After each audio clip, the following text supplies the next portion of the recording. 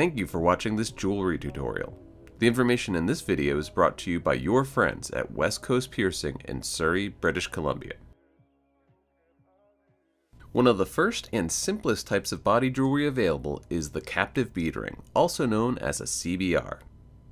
Well, how do we work with these things? And more importantly, how do we open them without ruining them?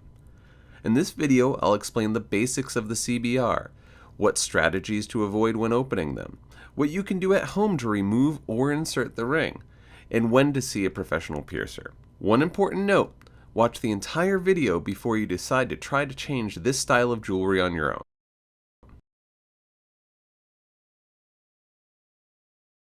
The captive bead ring consists of two parts.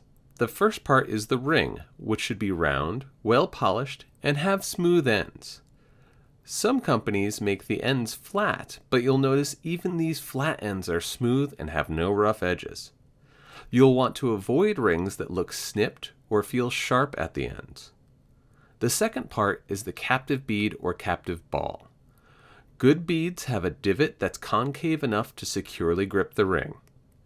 Make sure you are getting quality captive bead rings from reputable manufacturers, available at professional piercing studios like ours.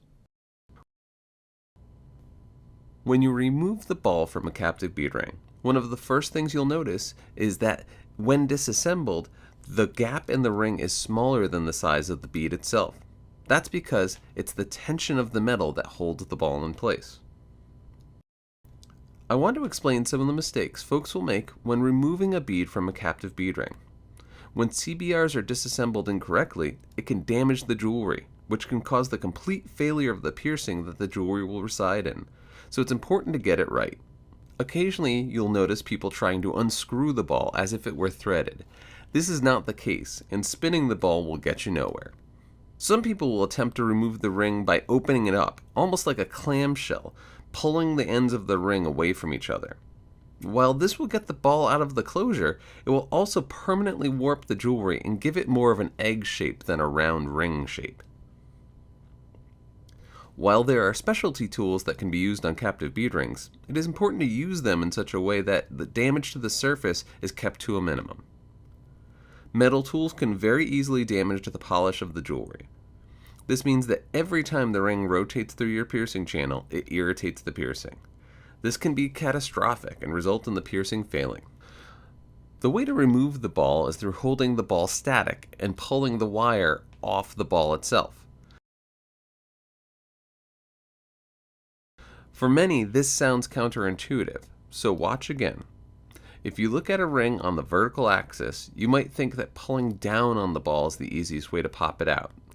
This can be effective, but it's actually the hardest way to remove the ball.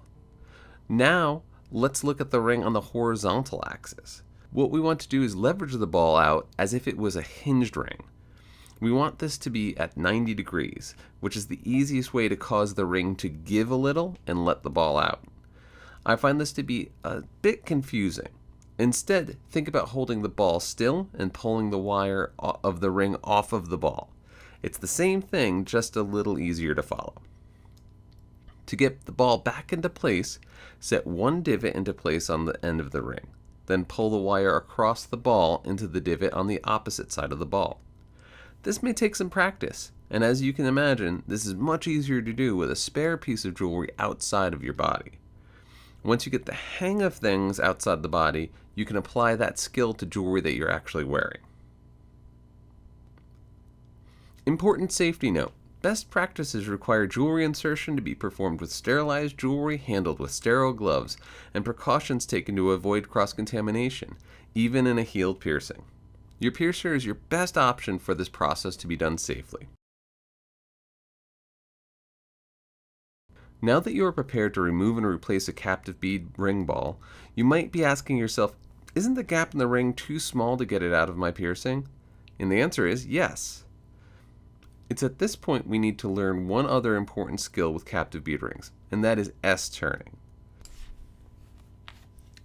S-turning is a process that jewelers and piercers developed to bend a captive bead ring or a seam ring so that jewelry can be inserted and then closed back down without compromising the shape of the original ring.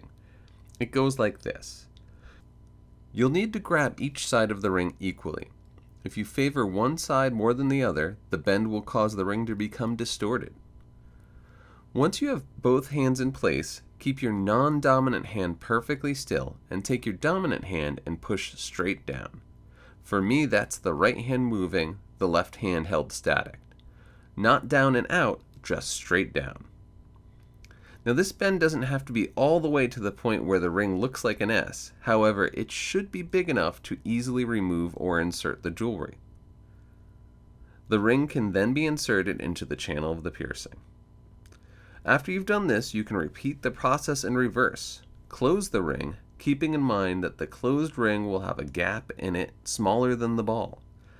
Then line the ball up, hold it steady, pull the wire across the ball and into the divot, and you're good. Check to make sure the ball is inserted correctly by spinning and tugging at it gently. If the ornament pops out too easily, you'll need to redo the S-bend and make the gap smaller. In general, it's best to have assistance for all your jewelry changes. Having a professional handle the insertion and removal of jewelry can prevent damage to the jewelry, the piercing, or contamination of the site that could result in complications like infection. Please use the information presented in this video carefully and at your own risk.